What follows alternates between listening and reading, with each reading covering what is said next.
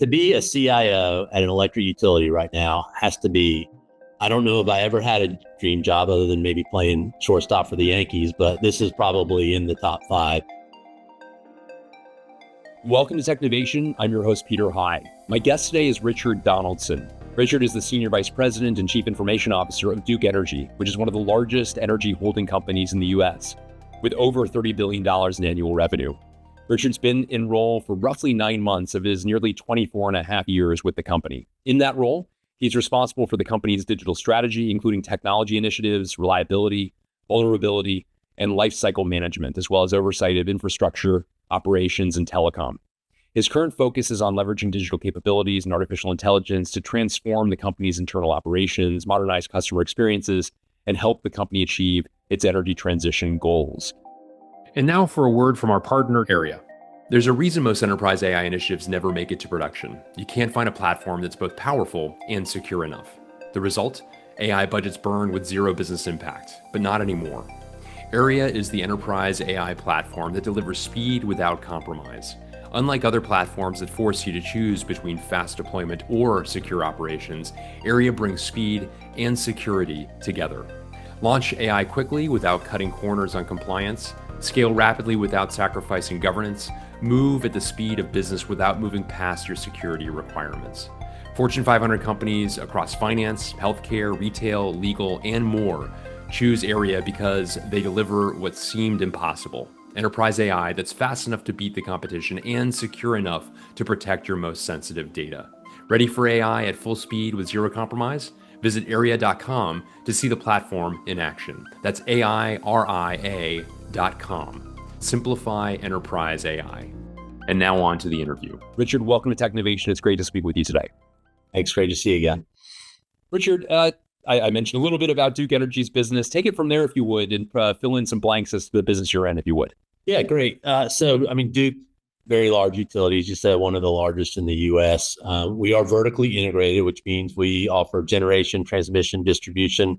So basically everything from the source of the power being created right all the way up to the customer's use at their home. It's easy to say a big utility. Some of the things that I find impressive about us is we run 11 nuclear reactors. That always kind of blows me away. We have about 55 gigawatts of generation. And to put that into perspective, data centers are all the buzz. A lot of these data centers are saying they are looking for about a gig of energy. And so kind of puts it in perspective. We operate across several states, largely in the Southeast. We've got North Carolina, South Carolina, Florida, Ohio, Kentucky, and Indiana.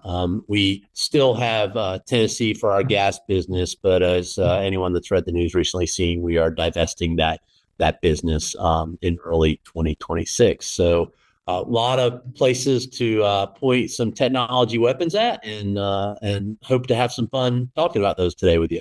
I'm looking forward to it as well. Talk a bit more about your role as CIO. No two CIO roles are exactly alike. Talk a bit more about what's within your span of responsibility. Yeah, sure. And none of them are alike, including, my predecessor is also still my superior, but it's not like they hand over a CIO playbook when you get into the role. And so I often equate this first year of CIO like the first year of teaching. You don't have any lessons planned. You're figuring some things out as you go. Fortunately for me, I've been in IT at this company for 24 years.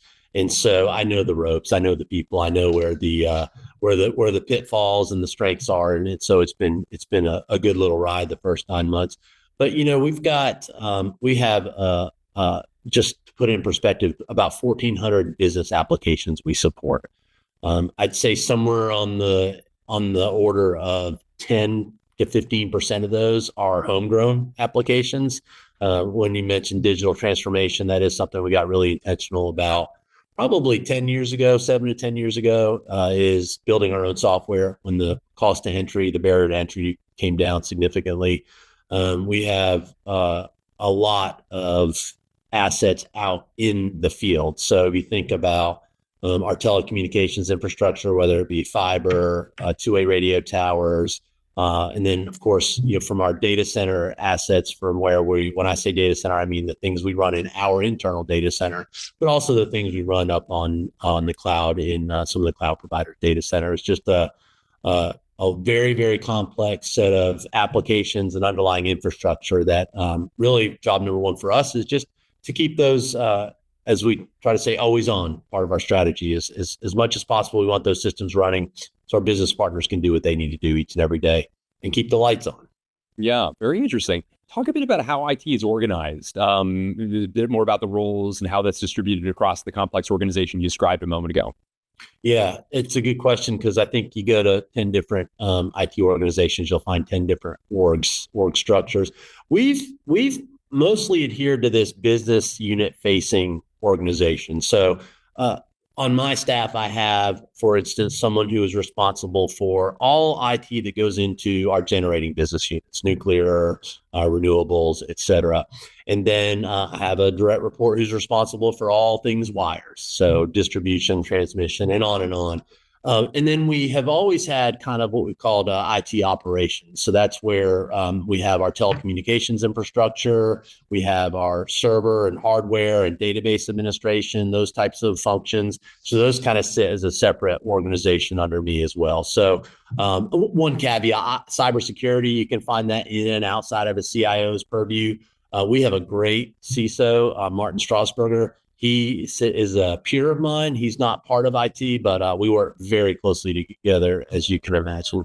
Excellent. Thank you for that overview. And I know from recent conversations you and I have had, the company's in the throes of what it refers to as energy modernization. And I'd love to understand more about the goals associated with it, as well as the role that you and your team play relative to the topic.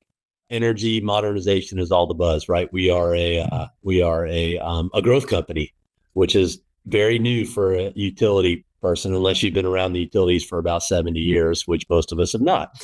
So a couple of things that we're really focused on. One is you're getting the generation out there so we can serve the ever increasing load. So we have load growth, which we enjoy load growth and always have in this region of the country because just simple things like population growth in the Carolinas drives load growth for us. We in our service territories that we operate have often been a desirable target for businesses to come, manufacturing to come. All these things that I would have told you 3 years ago are really big projects to sign up, right? 30 to 40 megawatts. Wow. And so we're constantly looking at what is our strategy to build new generation, to create new capacity in our wires business so that we can serve those loads. And then, 2022 comes in and everybody's talking about what is this data center load going to be when you're talking about a gigawatt of use. And just by comparison, I'll go back to the nuclear units. Our nuclear units, they're AP1000s, or the model of the reactor. They're about a gigawatt. So if you can imagine a data center taking every single electron that can come off a nuclear reactor, that's just it's a marvel, right, of engineering feat and of size and scale. And so that's a lot of what we're looking at from a company strategy perspective is how do we meet our customers in the moment. And so we've got a lot of new generation that'll be coming online in the next, call it 3 to 10 years. But in that, we also have to look at, well, what generation do we have online and how can we get the most out of that? And so, a lot of what we'll do as a company, and IT plays a part in this sometimes with the models and some of the systems. But, for an asset that we have in operation today, what if we could get 1% more efficiency out of that, right? I mean, that's not free, but it's sure a lot cheaper than building new generation. And so, or what if we can get just a little bit more capacity out of an existing distribution or transmission line? So those are some of the things where I would say the rubber hits the road from where my department can help is how do we look at the data? How do we look at massively complex calculations up and down the grid, everywhere from what's being drawn down at a meter to what a power plant is producing, and figure out how to optimize that from end to end. Yeah, fascinating. Really interesting topics, and the complexity of that must be remarkable. You alluded to customers a moment ago, and I know that your team is helping to drive customer experience modernization also. I'd love to take it from here to talk about, as we're on the topic of modernization, how you think about customer experience, and again, the role that a team like yours plays in improving that. Yeah, great topic, and one I'm passionate about. Earlier in my career, our focus wasn't necessarily as much on customers and customers' experience as it was maybe in the last decade. And I mean, a lot of things brought that pivot about in the utility sector in general. But yeah, I would say starting around 2015, we got really serious about the customer's experience. And where did we start? Well, the same. We started where our customers think about us, which is what? When your bill comes in and it's too high, or when your power's not on. And so we did a lot of journey mapping, and really was I would say, the birthplace of some of our really best digital transformation. Looking at from the time your power goes out, what does that experience look like till the time it comes back on? A lot of research on I don't know if you know this already, but it was interesting. We found out that a customer would rather be out for longer, but get communicated to along the way than to have their power back on sooner and not have those communications. Kind of counterintuitive. And so we put a lot into how do we notify customers when there's an outage in their area. And a lot of what a utility customer sees today is leaps and bounds away from where we were, say, 15 years ago. And when you operate in Hurricane Alley, that's a really important thing to be good at. And so we've gotten good there. Fast forward to now, I mean, we tend to, I won't say struggle, but we make it our challenge of ours to stay up with what our customers are experiencing through their other service providers. So if you think about what you, Peter, can get from your bank or from Amazon or from et cetera, typically what you'll find is things like artificial intelligence, things like, knowing your patterns and behaviors, or offering you the next pair of blue jeans based on the last 3 pairs of blue jeans you bought. I mean, that's something that we tend to lag as a industry behind when it comes to those more retail focused places, but they're putting the pattern out there for us to follow. And we're quickly following those so that we can know more about our customers. We have data about our customers, but 2, act like it and give them an experience that shows that we know who they are. We know what's important to them. And so that's been a lot of fun, and certainly a place I look forward to AI playing a big role. I love that analogy. I've often preached that as well, that every company needs to recognize that their customers have banks, have retailers they work with, and the residue of that experience colors how they feel about customer experience, generally speaking. Really great to hear that you look for analogies in unusual places for insight and innovations that might impact that customer experience. Very, very well articulated. You just began to mention AI, and I want to go there with you as well. I want to talk a bit more about how you are leveraging both digital capabilities, generally speaking, but artificial intelligence more specifically to transform the company's internal operations. What are some of the ways that have you most excited? Yeah, and I like that you characterize AI as a part of digital transformation, because it's all one and the same. And I think there's a lot of people out there that think AI is this easy button and it's just going to fix everything. But there's a lot of hard work that you have to put into AI. Data, business processes, and if you're going to extract all the value, those become very important. And it's an often, I think, overlooked piece when you're looking at the fanfare and the marketing material. So here's how we're looking at AI. So we started our AI journey back in 2017.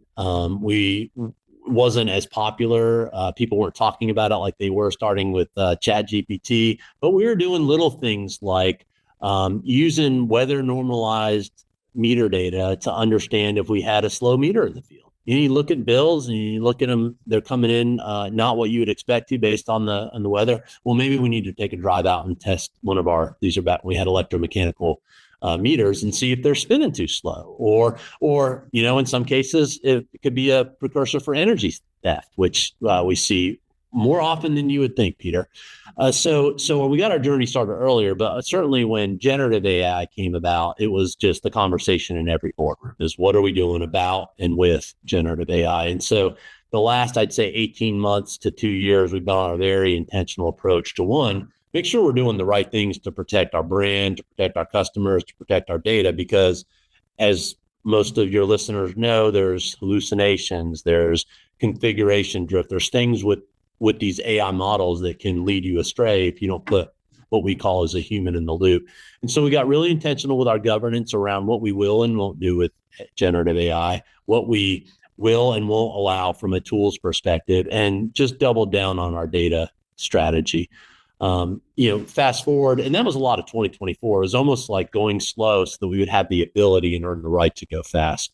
And now 2025, we find ourselves with I don't know, over 50 generative AI use cases are in some state of development to deployment, and we're starting to see some pretty significant value from it, and not just in customer, but in everywhere in the vertically integrated utility, including pointing it at IT and letting IT get a little bit of value for a change. I love that. Yeah, thank you so much for sharing, and great to hear more about the duration of your experience with artificial intelligence, beginning even before some of the more advanced uses and opportunities have presented themselves in recent years.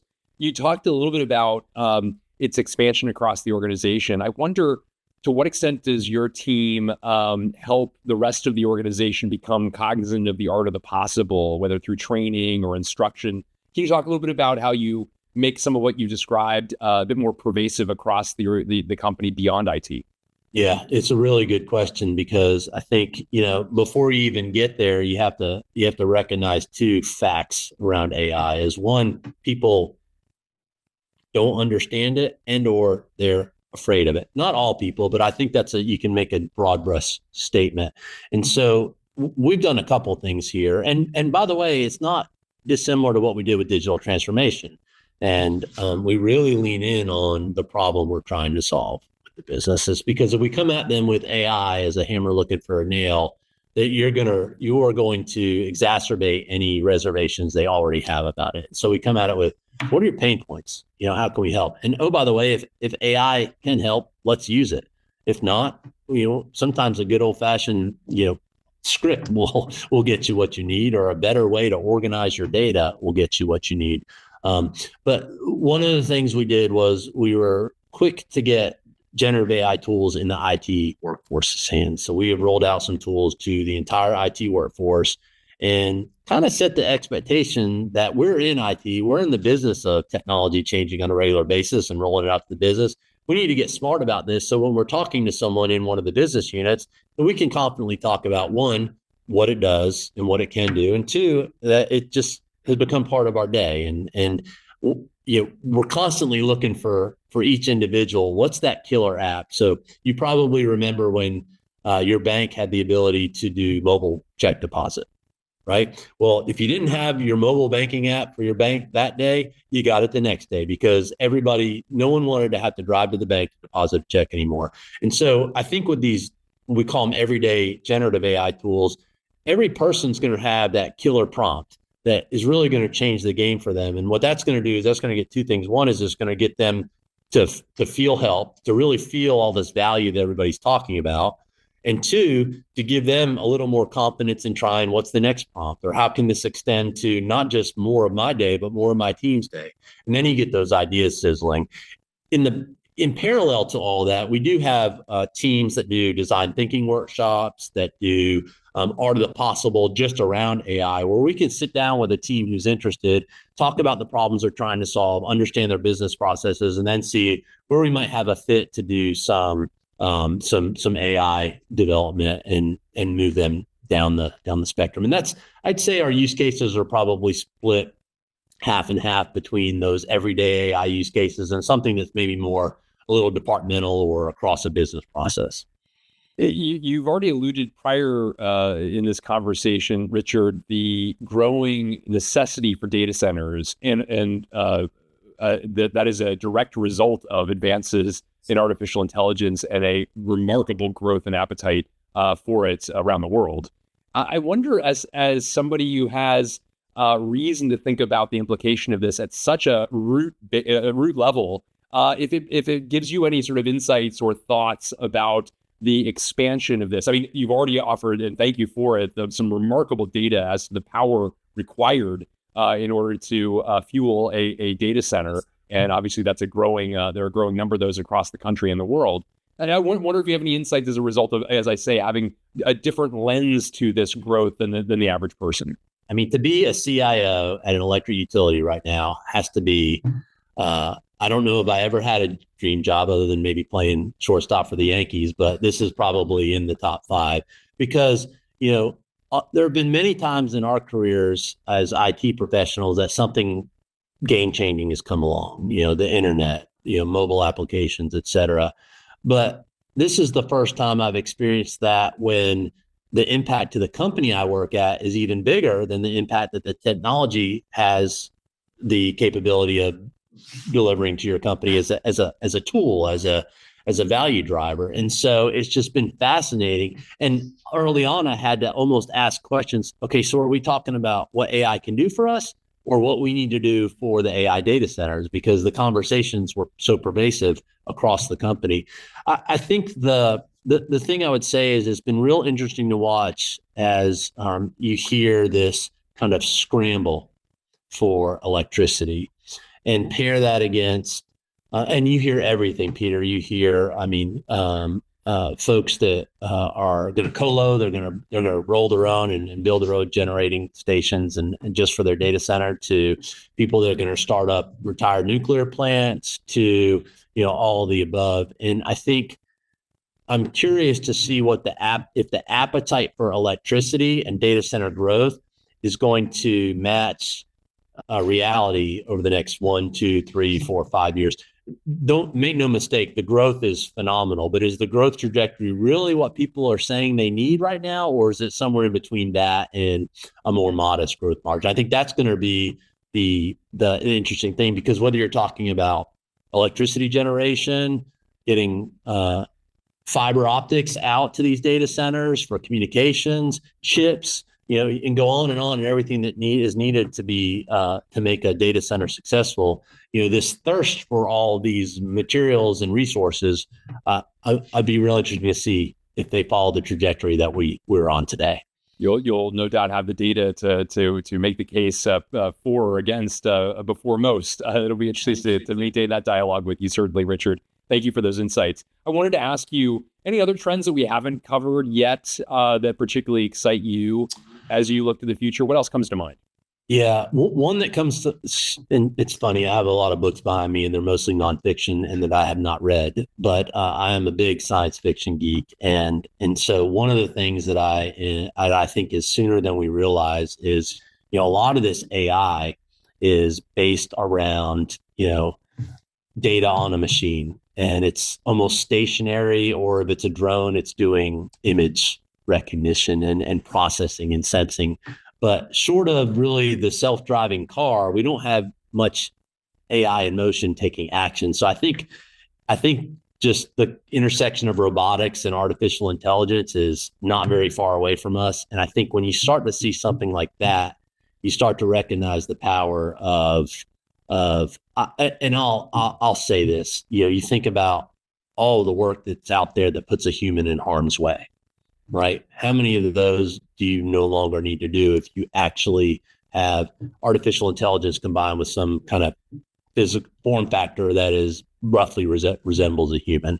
And we did this with our drone technology. We've got a product we built where you have drones that can go do inspections inside confined spaces, right? So you stick the drone in there, and the drone's in a little round cage so it can bump off the walls and not get the sensitive electronics damaged. But now all of a sudden, you don't have to have a trained person do a confined space entry and take those types of risks, and you actually can do it faster, and the data is collected as you go. It's brilliant. And so I just think there's more and more use cases as we go forward and look into those types of scenarios. Yeah, it's fantastic. Thank you so much for sharing. You also anticipated what I often like to ask as my last question, which is anything you've recently read, watched, and or listened to, whether it's a sci-fi book or a podcast or article or documentary. What comes to mind as something that you've recently consumed that you recommend to others? Yeah. Well, I mean, I'll tell you what I'm reading right now that's fiction, but it's The Lies of Locke Lamora. It's a series, and I'd highly recommend that. That's the first book in it. Um, I went back. I'm a big movie buff too. I went back and watched the movie Her with Joaquin Phoenix. It's a little dated, and I think it gets a little off the rails in the second half of the movie. But I think it's really interesting when you watch that movie and the interaction between, not trying to give it away if people haven't seen it, the interaction between the human and the machine, and how fluid and in real time it is. Because I think when you start talking about generative AI and conversational AI, we are not far from that. And I think it's gonna be really interesting because once you get that with one of your service providers, then you're gonna expect it with everyone. And it'd be very interesting to see how does Apple, how does Google, how does Amazon, who's going to emerge is that, that voice in your ear wherever you go, they can access your email, they can, schedule a doctor's appointment for you, that can do all these things. I think that's going to be really fascinating. So that's one I'd recommend. I think you can get the same idea from watching any of the Iron Man movies. Good suggestions all. And oftentimes it's these fantastic movies that present some of what might come to pass. And it appears as though I heard a really interesting a recommendation as to this, how humans and develop relationships of various kinds with AI. But Richard, I want to thank you very much for a great conversation, representative of the remarkable work you and your team are doing. Thank you so much for sharing a bit about what you and the team have accomplished, but also some of what's to come as well. It's been great to speak with you. Yeah, thanks for having me. Good to see you again, Peter.